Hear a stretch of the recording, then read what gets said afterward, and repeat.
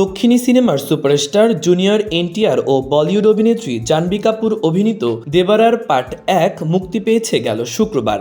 মুক্তির পর থেকেই বক্স অফিসে রাজত্ব করে চলছেন কোরাতালা শিব পরিচালিত এই সিনেমাটি।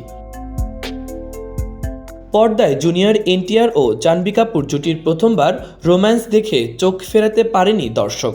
সেই সঙ্গে যোগ হয়েছে বলিউড সুপারস্টার সাইফ আলী খানের অসামান্য অভিনয়।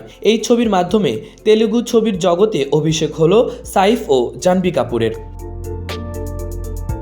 সবকিছু ঠিকঠাকই চলছিল, কিন্তু এরই মধ্যে ঘটে গেল এক হৃদয় বিদারক ঘটনা। দর্শক যখন রূপালী পর্দায় এই সিনেমা দেখে রোমাঞ্চিত হচ্ছেন, তখন অন্ধ্রপ্রদেশে একজন দর্শক এনটিআর জাহ্নবীর রসায়ন দেখে হৃদরোগে আক্রান্ত হয়ে মারা যান।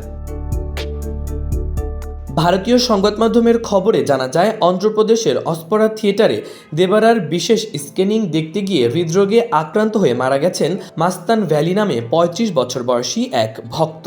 তিনি জুনিয়র এনটিআরের ভীষণ ভক্ত ছিলেন।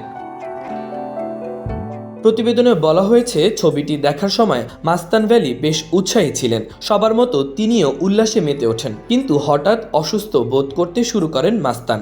তাৎক্ষণিকভাবে তাকে নিকটস্থ একটি বেসরকারি হাসপাতালে ভর্তি করা হয়, কিন্তু দুঃখের বিষয় তাকে বাঁচানো সম্ভব হয়নি। এই ঘটনার পর ফের সিনেমা হলে সুরক্ষা ও নিরাপত্তার বিষয়গুলো আলোচনায় আসে। ইতোমধ্যেই এই অপ্রত্যাশিত ঘটনার সঠিক কারণ জানতে তদন্ত শুরু করেছে অন্ধ্রপ্রদেশ পুলিশ। মাহবুবুর রহমান ইমন, খবর সংযোগ।